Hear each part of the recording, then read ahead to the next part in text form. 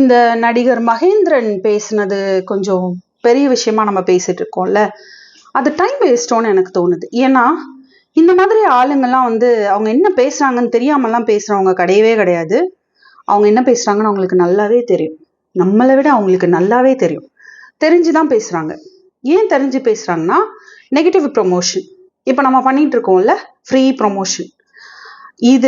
இந்த மின்வெட்டை பத்தி பேசின விஷயத்த அவர் பேசல அப்படின்னா, அவர் கொடுத்த இன்டர்வியூவை யாருமே பார்த்திருக்க மாட்டாங்க.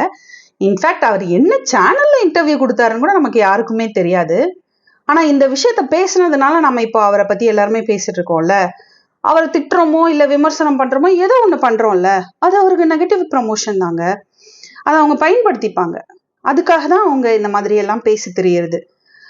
அப்ப நாம என்ன பேசணும் அப்படின்னா, ரியலான ப்ராப்ளம்ஸ் இங்க நிறைய இருக்கு. இந்த ஒரு மாசத்துல தமிழ்நாட்டுல எவ்வளவு விஷயங்கள் நடக்குது, இப்பவும் நடந்துட்டு தான் இருக்கு.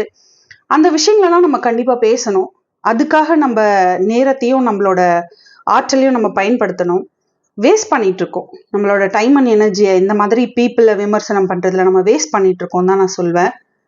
ஸோ இவரா இருக்கட்டும், இல்ல சிபிராஜோட போஸ்டா இருக்கட்டும், இப்ப ரீசெண்டா ராகவா லாரன்ஸ் சார் கேட்ட விஷயமா இருக்கட்டும், அரசியலுக்கு வரலாமா வேணாமா, அவங்கெல்லாம் டிசைட் பண்ணிட்டு தாங்க வருவாங்க.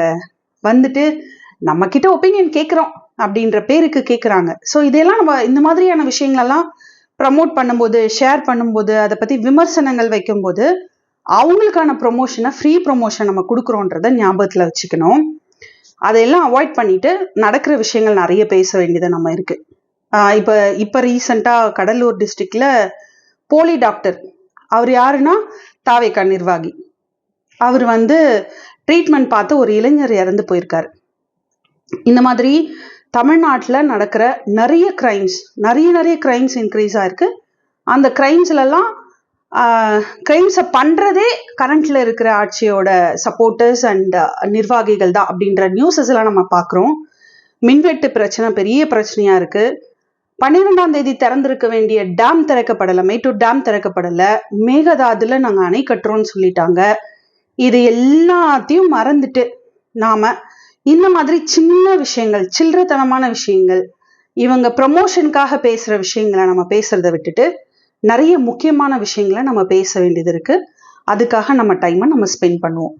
தேங்க்யூ.